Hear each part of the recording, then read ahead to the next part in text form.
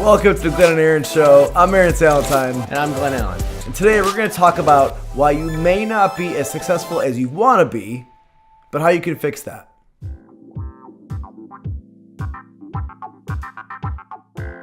So the first place we want to start with is really talking about this idea that sowing, part of farming, And milking. the sowing or the reaping. And a lot of times the sowing part is the hard work. It's toiling the soil. I mean, I'm not a farmer, so I don't really know all of the parts that go into planting of the process. There's the pesticides and there's the you Right. put on your overalls. I don't know either. And there's all these different processes and machineries that go into it.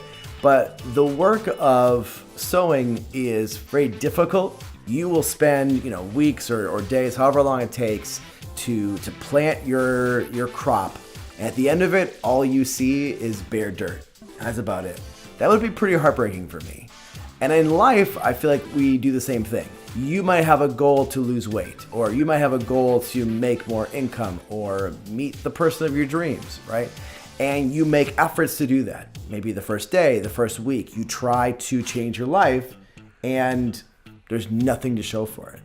And if you're like me, when you don't have that immediate gratification, you lose interest, you lose morale, and you lose focus. You have to just realize I'm in a sowing period of my life. You can't measure your success by the payoff.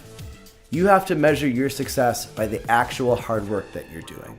I went through something like that you had reminded me of a job change. And there was a period of time where I was taking all kinds of courses, I was studying, I was really trying to change my career, and I was just kind of frustrated at all the different jobs I kept applying at, and just feeling like there really wasn't anything that was really allowing me to use my creativity and the skills that I've been gaining. And all of a sudden, bam, next thing I know, we're doing the show, I'm helping somebody else with one of their shows. A little while back, I helped somebody with a podcast.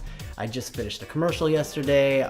This week I wrapped up editing part of an online course and part of a job training video. So I'm doing all these different things with all the skills that I was really honing at one point. So it's the harvesting season for me right now with that. How long was that season, would you say, of the sowing? It's over 6 months. And if you're in that sowing place, what I would recommend is create some kind of tool for yourself where you can measure just your activity, just your action towards something. I know for me, for like weight loss, I've been trying to get to a certain place of like muscle and fat loss for a while. I thought I was doing pretty well. Then I started actually tracking my actual actions, and then I realized, oh my gosh, I'm not consistent at all. I have like 2 good days, and then I have 3 bad days, and that's why I'm not really getting anywhere. But it's completely on the actions, and if I do them, guess what? Celebration, success. I did exactly what I'm supposed to do, and that what I've been noticing is then a month later, 2 months later, finally now I'm seeing the results. Because of consistent action. Consistent action. Number 2, you're comparing yourself to others, and that's going to be really self-defeating. When you compare yourself to where other people are, you're not seeing all the work and consistency that they put in. You're just looking at, I'm doing the same thing they're doing, how come they're way more successful? Well, chances are they went through what you're going through. They had periods of times where they felt they weren't quite successful, and they were plugging away with no result. That was in the past. You're seeing them after so much time of consistent effort and seeing no fruits of their labor. And what you really need to do is compare yourself to that period of time, and even better yet, find people who have done what you or are doing what you aspire to do, and ask them what they did, not to get so much where they are right now, but ask them what they did in the moment in which you are currently in and your struggle, and then how to get past that point to get to where they are. Yeah. So, in this day and age, we hear it all the time, right? It's so easy to see someone else's life and compare your own and feel like you don't measure up, right? You're seeing someone else's highlights. You're seeing someone else's harvest, right? Maybe they have the lifestyle you want. Maybe they have the guy or the girl or the money or whatever that you want. And you look at your own life and you're like, well, my life doesn't compare. You're comparing, again, your soil with their already harvested crop. They're in a different season of life than you are. Now, here's the thing. You can look at it and be like, why aren't I where they are, right? Which doesn't help you at all. Or like Glenn was saying, you can say, okay, you know what? How can I learn from them? And again, you can't copy them because they're in a different place. They're harvesting. They're bringing out tools and equipment that help them harvest the work they've already done. If you did the same thing and you brought out your harvesting tools, it's not going to make sense if you're planting and toiling the soil still. So you can't copy them, but you can borrow best practices, right? And that's where, if there are people that you envy or there are people that you're jealous of, there are people that you are like, man, they got it all together, learn from them. And then when it comes time for your harvest, who knows what it'll be? Maybe it might even be even more successful than this person that you are idolizing.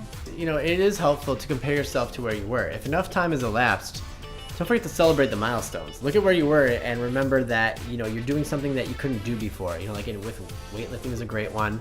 If you're feeling like, how come I'm not progressing past this amount? Well, I have those times where, I'm doing a deadlift and I feel like, okay, how come I'm not getting past this weight here? But then I fall back on, well, there's a time when it was hard to lift the bar without weights on it. When I think of different instruments I'm learning, it's easy to kind of feel like I'm plateauing unless I think back, a few years ago, I would have wished I could do what I can do right now. So take time to celebrate the wins and compare yourself to yourself. The third thing you need to do is take responsibility for your own life. And what I mean by this is think about the things that in your life you are complaining about or making excuses about. I can't go to the gym in the morning because I have to work early and I have to take my kids to school, and those excuses you make. You have ways of being creative and coming up with creative solutions, but we often choose to hold on to our excuses. Worse than that is often there's things in our lives that we completely complain about that we don't have to have in our lives, but we say, I have to do this, or I have to do that. Or an example of that for many of us is our jobs. We often complain about the work we do, and we hate going. Yeah, you have to make money to support yourself and your family, but you literally don't have to work where you're working. And many of you may feel stuck. You may make excuses like the economy is bad, or I don't have a degree, and so I couldn't make more money at the next place. You are the one making the decision not to make the change. I was working at a place where I just wasn't feeling like my marketing skills and my graphic design and my video work were really being put to good use, and I would come up with things that I was told were needed, but then management would kind of squash them and say, we'll never have a need for marketing. And so I just kept butting my head up against the wall, and with a lot of Aaron's encouragement, I started applying for other things, and I found a job where I'm completely thriving and using these skills and loving what I do, and even gaining more skills.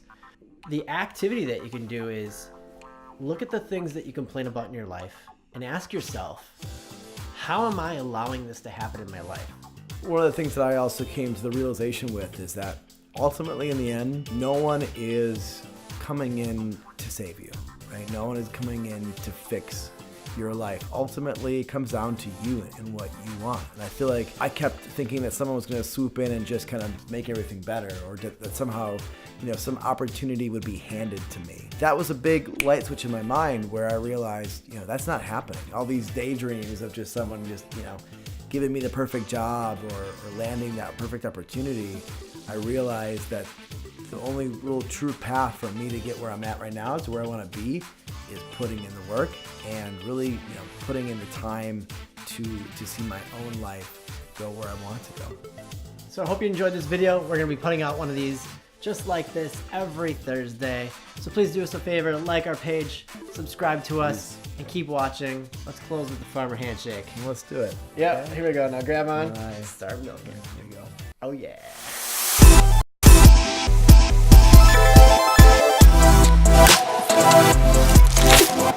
Hey, welcome to the Aaron and Glenn show. I'm Aaron. Sorry.